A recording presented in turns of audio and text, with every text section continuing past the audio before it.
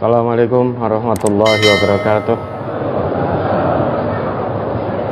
Mari kita mulai. Pertanyaan tanggal 2 Januari 2022 nomor 9. Apakah pantas seorang suami membentak-bentak istri karena hal sepele ketika suami lagi tidak enak hati atau anyel? Suami sudah ngaji tapi sama istri masih saja mencari-cari kesalahan, tidak ada kasih sayang sama sekali, dan tidak pernah berkata lembut kepada istri. Saya harus bagaimana Ustadz menghadapi suami? Ini akad yang lalu sudah dijawab Ustadz, tetapi baru jawaban yang singkat. Ya.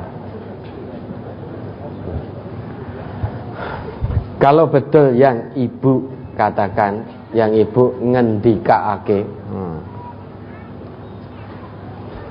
berarti suami itu suami yang kurang bersyukur pada Allah.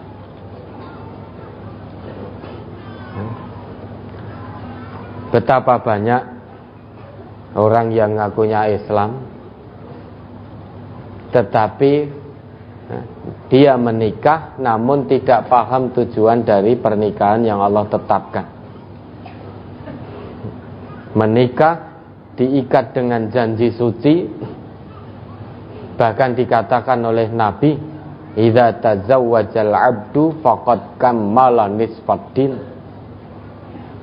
falyattaqillaha fin nisfil baqi. Jika seorang hamba itu menikah, sungguh dia telah menyempurnakan separuh agamanya. Maksudnya dengan menikah itu Allah berikan kesempatan lebih untuk suami ataupun istri berbuat ihsan, berbuat baik. Suami berbuat baik pada istri, istri hormat pada suami. Kalau dikaruniai anak nanti mendidik anak dengan baik, dengan benar. Maka dikatakan oleh Nabi seolah-olah orang yang sudah menikah itu ibaratnya dia telah menyempurnakan separuh agamanya. Separuh di situ maksudnya peluang atau kesempatan berbuat baik semakin terbuka lebar. Bukan berarti orang Islam yang belum menikah agamanya tidak sempurna, bukan. Namun separuh di situ peluang berbuat baik semakin terbuka lebar. Maka falyattaqillah fin nisfil baqi. Separuh sisanya hendaklah bertakwa kepada Allah. Maka suami pahami kewajibannya, istri pahami kewajibannya. Itu bentuk tawakal kita kepada Allah. Kalau suami tidak paham kewajiban, maka rumah tangga tidak akan tercapai tujuan pernikahan sebagaimana yang Allah tetapkan. Begitu pula sebaliknya. Kalau istri mengabaikan kewajibannya sebagai istri, maka tujuan pernikahan yang Allah tetapkan tidak mungkin tercapai. Coba diingat kembali itu Quran surat Ar-Rum ayat 21. Surat Ar-Rum nomor surat 30 ayat 21. Wa min ayatihi an khalaqalakum min anfusikum azwajan litaskunu ilaiha wa ja'ala bainakum mawaddatan wa rahmah inna fi dzalika laayatil liqaumin yatafakkarun. Dan di antara tanda-tanda kekuasaannya ialah dia menciptakan untukmu istri-istri dari jenismu sendiri, supaya kamu cenderung dan merasa tentram kepadanya, dan dijadikannya di antara kamu rasa kasih dan sayang. Sesungguhnya pada yang demikian itu benar-benar terdapat tanda-tanda bagi kaum yang berfikir. Coba kita ta'amul kembali ya, kita tadaburi lagi ayat Allah ini, tujuan pernikahan yang Allah tetapkan. Dan tujuan ini merupakan tanda-tanda kekuasaan Allah. yang bisa diindra oleh manusia yang beriman. Ya, di sini Allah tegaskan, wa min ayatihi an khalaqalakum min anfusikum azwaja. Azwaja itu kalau tadi Bapak Ibu baca dalam terjemahannya diartikan istri-istri. Istri-istri berarti perempuan kan gitu. Dengan alasan litaskunu ilaiha. Dhamir ha kembali pada perempuan karena ha itu biasa digunakan untuk perempuan. Tetapi kalau kita mengetahui hakikat bahasa Quran, Quran tidak pernah menyebut istri dengan zaujah, itu tidak pernah. Quran hanya menyebut zauj. Ketika Allah berfirman pada Nabi, wahai Nabi, qul li azwajika. Bukan qul li zaujatika, bukan. Maka azwaj di situ artinya pasangan hidup.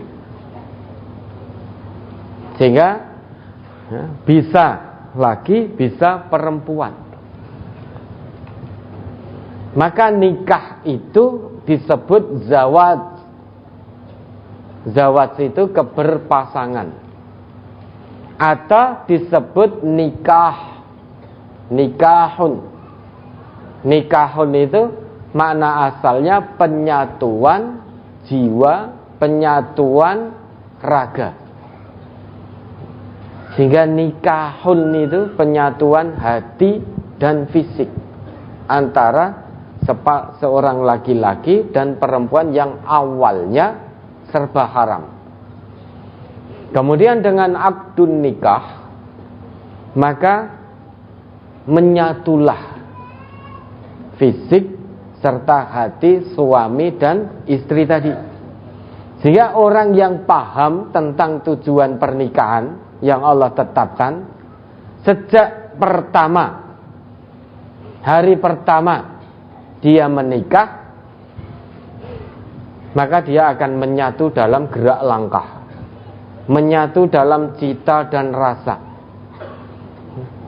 bahkan menyatu dalam tarikan dan hembusan nafas. Karena perkawinan itu disebut zawaj atau keberpasangan, atau nikah yaitu penyatuan hati dan raga seorang laki-laki dan seorang perempuan. Dari situ, karena ini sudah menyatu, maka suami akan tenang, tentram di samping istri. Begitu pula sebaliknya, istri akan merasa nyaman jika berada di samping pasangan hidupnya yang sah, yaitu suami, yang diikat dengan pernikahan. Maka di situ Allah sebutkan litaskunu ilaiha. Taskunu itu satu akar sama dengan sakana. Sakana itu apa? Sakana itu diam. Diam itu tenang. Sebelumnya sibuk dan guncang. Itu sukun.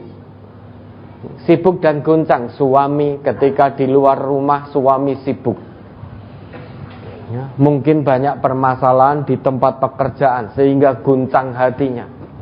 Begitu pulang di dekat istri, kembali merasa tenang, kembali merasa tentram. Sehingga saat di luar hatinya gundah, guncang, gelisah, mungkin syahwatnya juga guncang karena melihat perempuan lain di jalan-jalan. Maka dia pengen cepat-cepat pulang, ketemu istrinya, tenang, tentram, karena sudah menyatu. Suami dan istri tadi, gerak langkahnya menyatu, cita rasanya menyatu, hatinya menyatu. Maka suami setelah sibuk di luar, dia pulang ketemu istrinya tenang. Atau mendengar suara istrinya dari telepon menanyakan kabar, suaminya merasa tentram.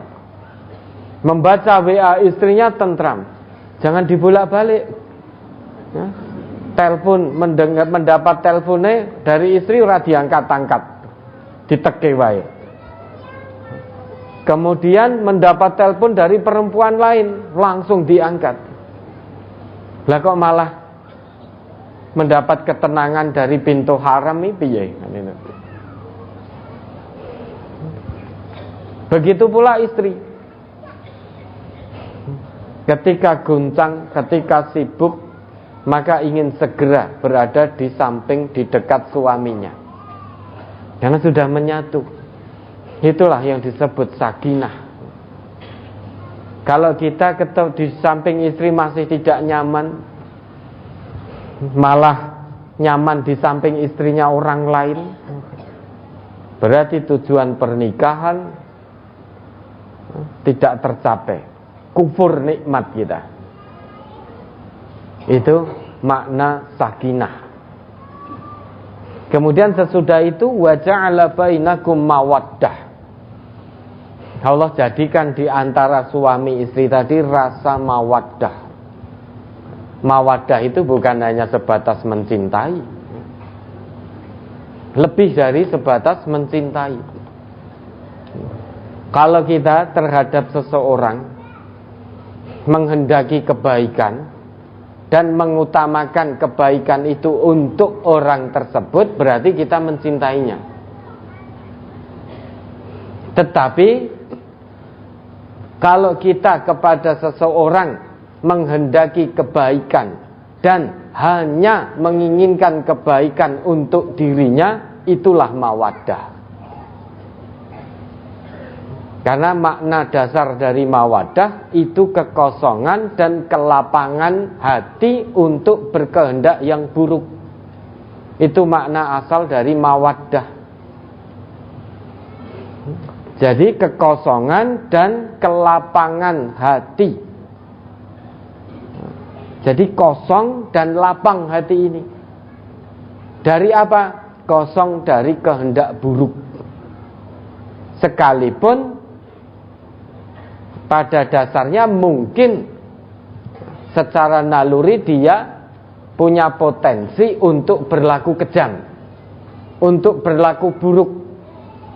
Namun jika mawaddah telah menghiasi hati, dia tidak akan menginginkan keburukan apapun bagi pasangan hidupnya.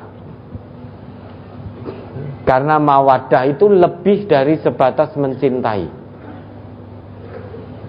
Kalau mencintai, berarti kita menginginkan kebaikan untuk seseorang dan mengutamakan kebaikan itu untuk orang tersebut. Kalau mawaddah lebih dari itu. Kita hanya menginginkan kebaikan saja bagi orang itu. Sehingga tidak rela hal buruk sekecil apapun menyentuh dirinya. Maka kalau orang Islam yang paham tujuan pernikahan ini, paham, hatinya pasti akan dipenuhi dengan rasa mawaddah. Sehingga tidak mungkin dia rela berkata kotor, berkata kasar, membentak, memukul, menendang kepada istrinya. Tidak mungkin. Kenapa? Karena mawaddah itu tidak ada kehendak buruk, kosong dari kehendak buruk. Sehingga tidak rela pasangan hidupnya tersentuh oleh hal buruk sekecil apapun. Bentakan suami pada istri itu hal buruk. Kalau di hati suami dihiasi mawaddah, niscaya dia tidak akan membentak istrinya. Kalau di hati suami dihiasi sifat mawaddah yang hanya menginginkan kebaikan bagi istrinya, tidak mungkin dia berkata kasar. Tidak mungkin dia misuh-misuh pada istrinya. Mustahil dia KDRT. Seorang penjahat sekalipun, kejamnya luar biasa, Kalau hatinya penuh dengan mawaddah, dia tidak akan menyakiti istrinya, baik dengan bentakan, cacian maupun pukulan. Seorang penjahat sekalipun, kalau dia hatinya penuh dengan mawaddah, hanya ingin kebaikan bagi istrinya, dia rela mengorbankan hidupnya untuk kebaikan istrinya. Itu orang penjahat. Lah kita orang beriman, tadi dikatakan suaminya ngaji, berarti kan sudah tahu ayat ini, namun baru sebatas tahu. Oh, tahu itu larangan dari Allah. Tujuan pernikahan itu sakinah, mawaddah, warahmah. Saya tahu itu, wis rasa mbok ajari. Ora rasa caturan, aku luwih ngerti. Wong aku wong lanang kok. Gara-gara lanang dadi sombong, dadi kufur.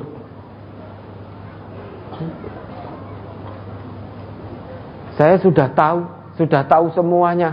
Luar biasa toh. Iya, tahu. Sakinah mawaddah warahmah itu tujuan pernikahan yang Allah tetapkan. Otaknya Quran, hatinya setan. Karena tidak mengamalkan apa yang sudah diketahui. Dia membentak, mencaci, memukul, menendang. Itu otaknya tahu. Berarti otaknya Quran, namun tidak mau mengamalkan. Maka hatinya setan. Otak Quran, hati setan. Sedangkan dulu pernah ada salah seorang sahabat bertanya pada Nabi, "Ya Rasulullah, ma haqqu zaujati ahadina alaihi?" Apa hak istri pada suaminya? Nabi bersabda, "An tut'imaha idza ta'imta." Kamu beri makan istri jika kamu makan. Wa taksuha idza tasaita. Kamu beri pakaian istri jika kamu berpakaian. Wala tadribil wajha. Jangan kamu pukul wajahnya. Saya tidak memukul wajah, saya memukul perut, saya memukul dada, saya memukul tangan. Nabi ngendika wala tadribil wajha. Wajah ini secara tata lahir yang tampak, ini simbol kemuliaan. Wajah ini yang tampak, ya, tata lahirnya. Memukul sesuatu yang tampak, yang paling mulia, itu tidak dibolehkan oleh Nabi. Wala tadribil wajha. Bukan berarti kemudian Nabi membolehkan untuk kita memukul selain wajah. Haknya istri itu menjadi kewajiban suami. Berarti suami dilarang untuk memukul istrinya. Dimanapun, bagian manapun dilarang. Wala tuqabbih, dan jangan kamu jelek-jelekan. Jangan kamu hina-hina istri. Apalagi menghina istri di hadapan perempuan lain. Menceritakan kejelekan istri di hadapan perempuan lain. Tujuannya biar perempuan itu iba sehingga tertarik dan mau menjadi pasangannya. Wah, istri saya sudah tidak mampu. Istri saya sudah tua, sudah berkerut semua, sudah tidak menarik. Tubuhnya sudah tertutup lemak, ya toh? Sudah sangat makmur, 100 kilo lebih.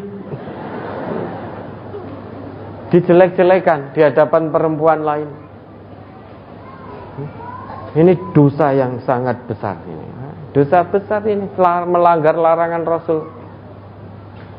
Haknya istri itu jangan dihina. Wala tahjurha illa fil bait. Kalau kita merasa tidak suka, mungkin sedikit marah pada istri, jangan tinggalkan istri kecuali di rumah. Baru pergi, ada masalah dengan istri di jalan, langsung istri keluarkan dari mobil, tinggal di jalan. Itu dilarang, haram. Kalau sedang tidak enak, ya sudah bawa pulang dulu. Di mobil atau di kendaraan jangan bicara, diam. Terus diam. Sampai rumah, kemudian istri masuk rumah, sesudah itu sudah tinggalkan. Barang sejenak. Itu haknya istri. Berarti suami tidak boleh membentak istri. Kalau masih mengharapkan Rasulullah sebagai suri toladannya. Karena Nabi ngendika khairukum li ahlihi wa ana khairukum li ahli. Sebaik-baik dari kalian siapa yang paling baik terhadap istrinya. Sedang aku, yaitu Nabi, orang yang paling baik di antara kalian terhadap istriku. Kemudian dalam riwayat lain Nabi juga bersabda, la yajlid ahadukum ra'atahu jaldal abdi summa yujami'uha akhiral yaum. Janganlah seorang dari kalian, hei para suami, memukul istrinya sebagaimana dia memukul budaknya. Kemudian setelah itu pada malam hari suaminya mengumpulinya. Randi isin, awan-awan gebuki nendang jotos miso-miso bengine ngejak. Randi isin.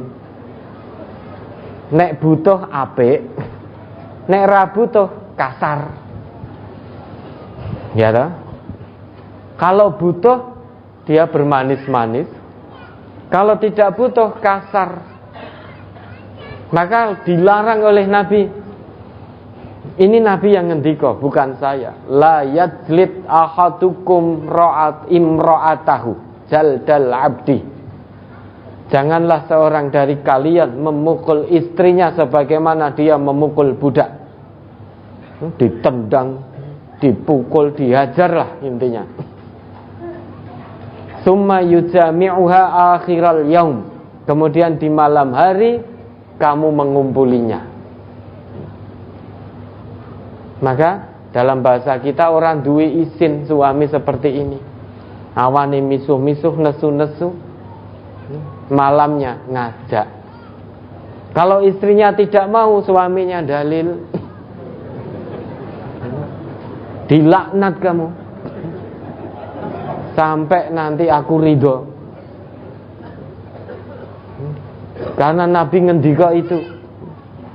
Apabila seorang perempuan, seorang istri dipanggil oleh suami ke kasurnya kok menolak, maka dia akan dilaknat oleh semua penduduk langit sampai suaminya ridho. Padahal lawannya bergebuki. Mesak kita istri, kasihan kaum perempuan. Ini seolah-olah Islam menindas perempuan. Bukan Islamnya yang salah, tetapi orangnya itu yang salah. Mengambil dalil, menggunakan dalil bukan pada tempatnya. Kenapa pilih-pilih dalil? Sedangkan orang yang beriman betul pada Allah itu harus kafah, jangan pilih-pilih dalil. Nek seneng, nek butuh, nek pengen, ambil dalil. Istri yang menolak dilaknat. Tetapi ada dalil dari Nabi, jangan kamu pukul istrimu sebagaimana memukul budak, kemudian kamu mengumpuli di malam harinya. Ini tidak digubris dalil ini. Berarti pilih-pilih dalil. Hanya gara-gara lanang, peh lanang. Padahal kewajiban suami itu apa? Qawwamuna 'alan nisa. Qiwamatur rajul 'alal mar'ah itu maknanya apa? Jangan hanya baca ayat dengan mata di kepala dan lesan saja. Ar-rijalu qawwamuna 'alan nisa bima faddalallahu ba'dahum 'ala ba'din wa bima anfaqu min amwalihim. Perlu dipahami makna qiwamatur rajul 'alal mar'ah. Itu maknanya apa? Pemimpin, seorang laki-laki sebagai pemimpin bagi perempuan. Itu maknanya seperti apa? Qiwamatur rajul 'alal mar'ah itu adalah al-qiyam bi syu'unil mar'ah ri'ayatan wa himayatan wa islahan. Jadi memperhatikan perempuan, memperhatikan istri, peduli pada istri, ngayomi, melindungi, menjaga dan mengarahkan. Kalau istri berbuat tidak baik, suami tidak suka, maka diarahkan istrinya, dibimbing. Bukan dibentak-bentak, bukan dicaci maki. Dulu pernah ya, Nabi melarang. Ada satu hadis an Iyas bin Abdullah bin Abi Dzubab, dari Iyas bin Abdullah bin Abu Dzubab. Qala, ia berkata, qala Rasulullah sallallahu alaihi wasallam, Rasulullah sallallahu alaihi wasallam bersabda, la tadribu ima Allah, janganlah kalian memukul kaum perempuan. Faja'a Umaru ila Rasulillah sallallahu alaihi wasallam da'irnan nisa'u ala aswajihinna. Kemudian Umar datang kepada Rasulullah. Ya Rasulullah, wahai Rasulullah, sekarang para istri itu menjadi berani kepada suami-suaminya. Awalnya ada larangan dari Nabi. La tadribu ima Allah, jangan kamu pukul wanita. Kemudian setelah itu wanitanya juga tidak tahu diri. Sudah dijaga oleh Nabi, kemudian malah menjadi berani pada suaminya. Ketus pada suaminya, melawan suaminya, bahkan juga berkata kasar pada suaminya. Umar datang pada Rasul. Wahai Rasul, sekarang para istri berani pada suaminya. Maka farakhasa fi darbihinna. Kemudian Nabi mengizinkan suami untuk memukul istrinya yang berani itu. Ingat loh ya, tolok ukurnya beda dengan kita loh ya. Jangan lantas kita ambil sepotong. Nah, itu Nabi mengizinkan kok. Bukan begitu, belum selesai hadisnya.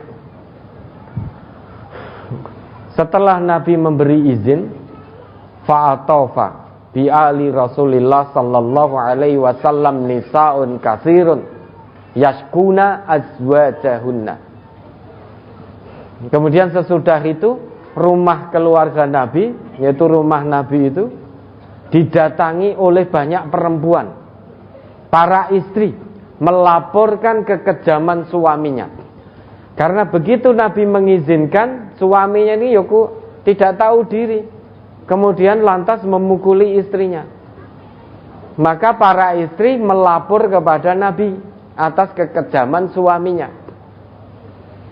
Faqala Rasulullah sallallahu alaihi wasallam, kemudian Nabi bersabda, laqad tafa bi ali baiti Muhammadin nisaun kasirun yashkuna azwajahunna falaisa ulaika bi khiyarikum. Itu kata Nabi. Jadi hadisnya harus sampai selesai, jangan jenengan potong di tengah. Nabi bersabda, tiba-tiba para wanita banyak jumlahnya datang kepada keluarga Nabi, datang ke rumah Nabi, melaporkan para suaminya yang kejam dengan memukuli istrinya. Lantas Nabi tutup sabda beliau, falaisa ulaika bi khiyarikum. Suami yang kejam itu, yang memukulimu, itu bukan suami yang baik. Kata Nabi begitu. Maka qiwamatur rajul 'alal mar'ah, yakni al-qiyam bi syu'unil mar'ah ri'ayatan wa himayatan wa islahan.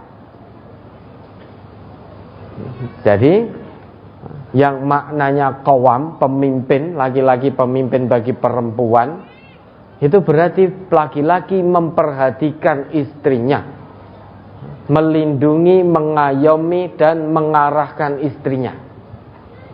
memperhatikan kebutuhan istrinya lahir dan batin, kemudian melindungi istrinya dari hal-hal buruk, membimbing istrinya ke jalan yang benar.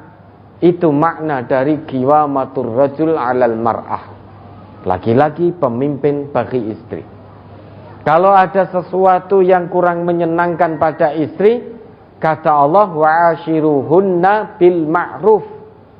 Fa'asa an takrahu syai'an wa yaj'alallahu fihi khairan katsira. Coba diingat kembali An-Nisa ayat 19.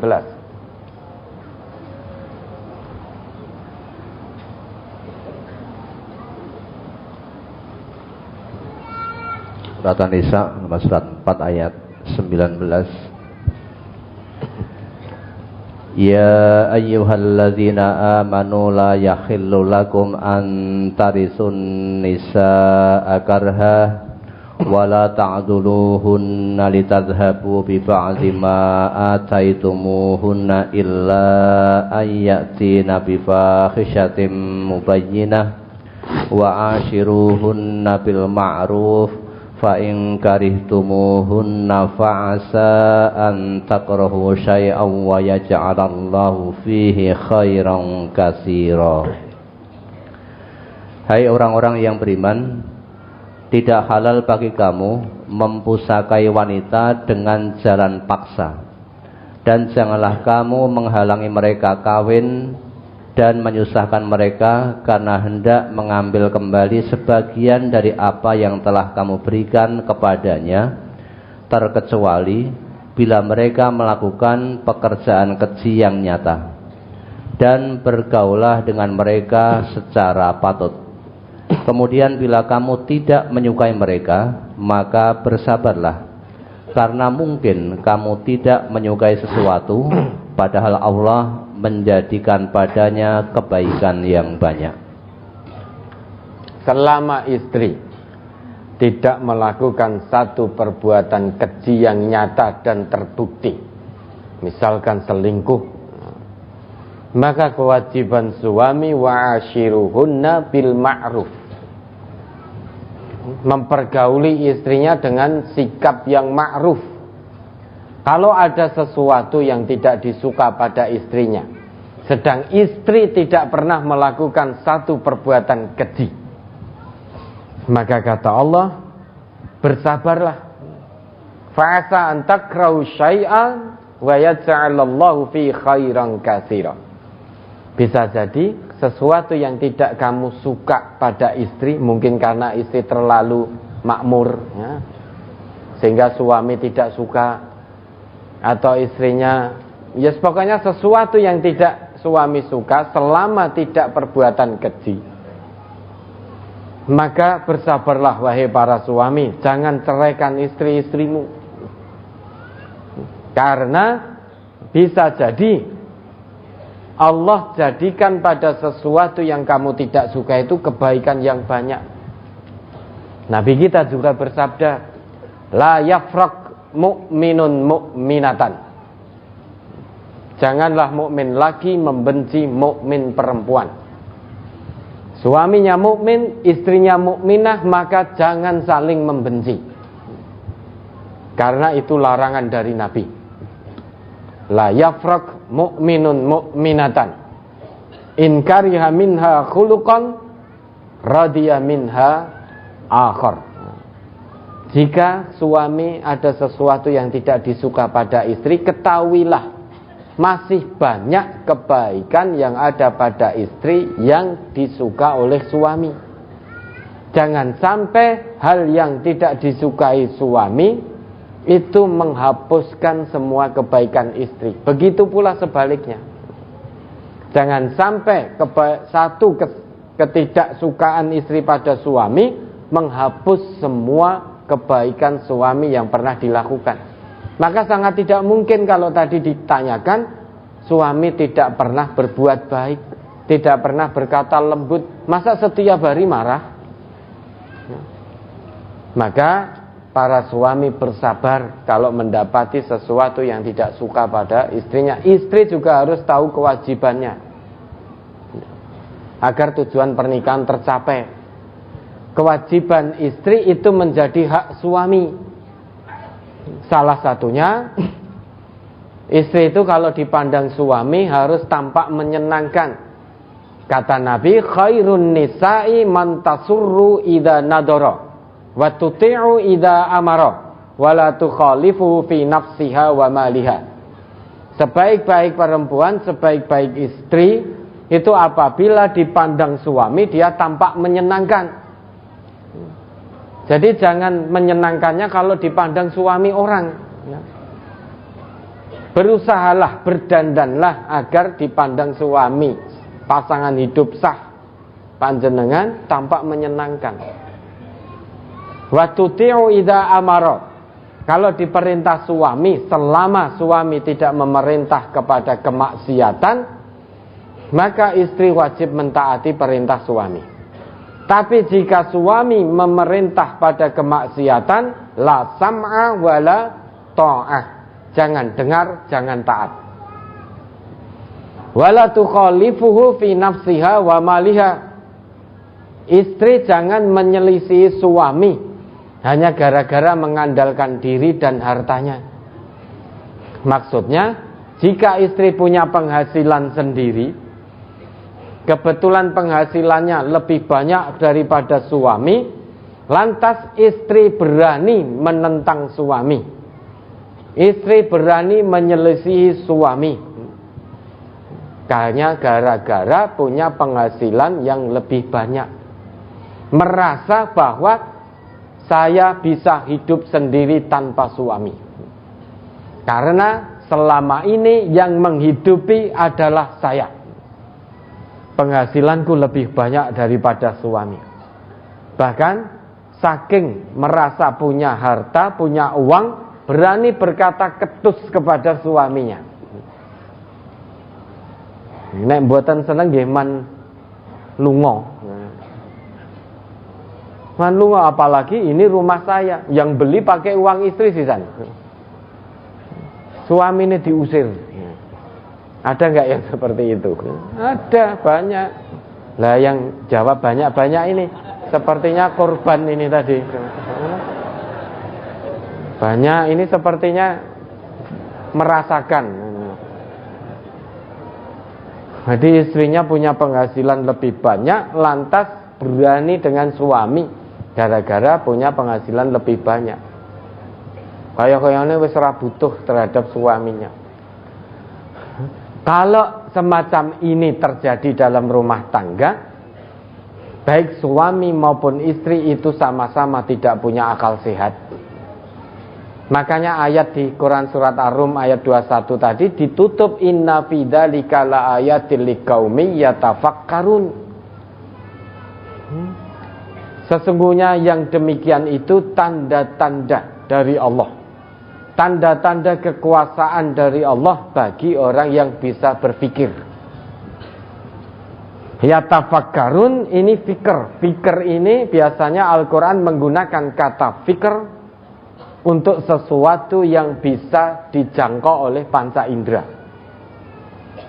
La'allahum yatafakkarun, la'allakum tatafakkarun. Biasanya Al-Quran menggunakan kata fikr untuk sesuatu yang bisa dijangkau oleh panca indera. Sehingga pernikahan itu terlihat jelas. Suami bisa melihat kebaikan istri, istri bisa melihat kebaikan suami. Meski bisa dijangkau oleh panca indera, namun butuh perenungan yang mendalam. Kalau ini bisa dilakukan, suami paham kewajiban, merenungkan kewajibannya, yang mana kewajiban suami menjadi hak istri. Istri merenungkan kebaikan suami, yang mana istri sehingga paham kewajibannya. Kewajiban istri menjadi hak suami, maka tujuan pernikahan pasti akan tercapai. Ya tafakkarun. Bagaimana ini tidak menjadi tanda kekuasaan dari Allah? Seorang laki-laki sejak awal menikah Sejak awal terjadi ikatan suci akdun nikah, sejak saat itu seorang laki-laki ikhlas mencarikan nafkah bagi istrinya yang awalnya tidak kenal, tidak ada hubungan apapun. Tapi sejak diikat dengan janji suci, tiba-tiba seorang laki-laki tadi ikhlas mengorbankan segalanya, mencarikan nafkah bagi istri, melindungi istri, mengarahkan istri, mengayomi istri. Ini satu tanda kekuasaan dari Allah. Bagaimana mungkin ini tidak menjadi tanda kekuasaan Allah? Seorang perempuan sejak awal pernikahan ikhlas meninggalkan orang tua dan keluarga yang membesarkannya,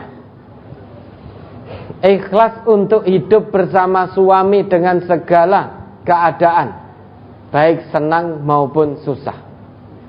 Bahkan sampai ikhlas rela membuka rahasia terdalamnya untuk pasangannya, pasangan hidupnya yang sah secara agama. Ikhlas meninggalkan orang tua yang mengandung, membesarkan, merawat sampai dewasa. Ikhlas meninggalkan karib kerabat untuk dibawa suaminya.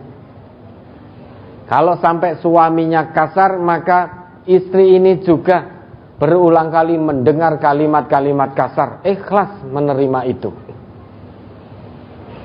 Bagaimana mungkin ini tidak menjadi satu tanda kekuasaan Allah? Seorang perempuan tidak kenal dengan laki-laki, dia meninggalkan orang tua yang membesarkannya, yang merawatnya, untuk mengikuti suami.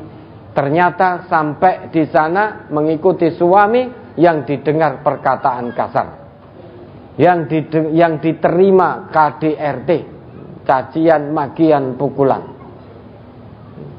Padahal keikhlasan perempuan ikut suami meninggalkan semuanya tadi, itu satu tanda kekuasaan dari Allah.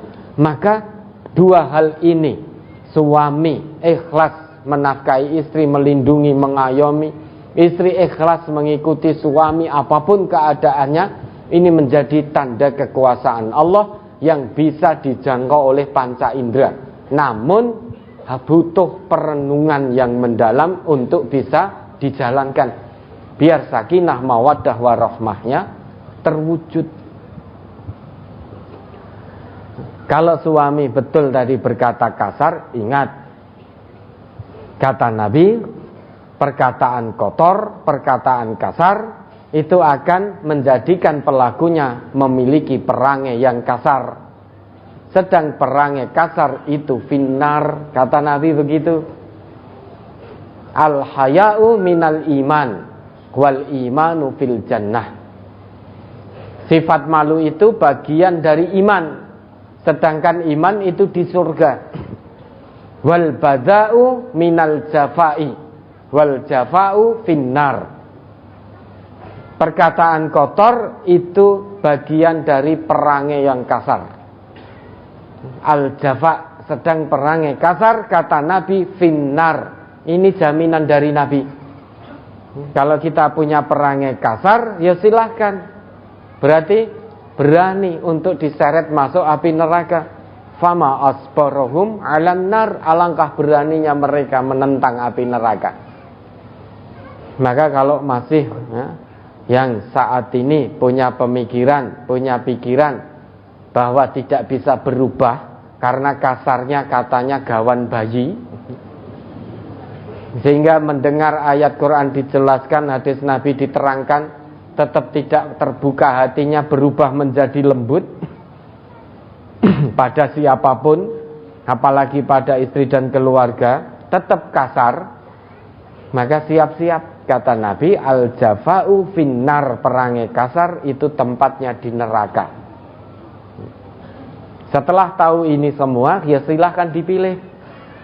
Apakah tetap memilih kasar, mengikuti hawa nafsu, sehingga finnar, atau memilih melawan hawa nafsu, rubah sifat kasar menjadi lembut, santun, ngayomi, melindungi, mengarahkan, membimbing, sehingga malu dengan sebenar-benar malu kepada Allah dijanjikan oleh Nabi fil jannah.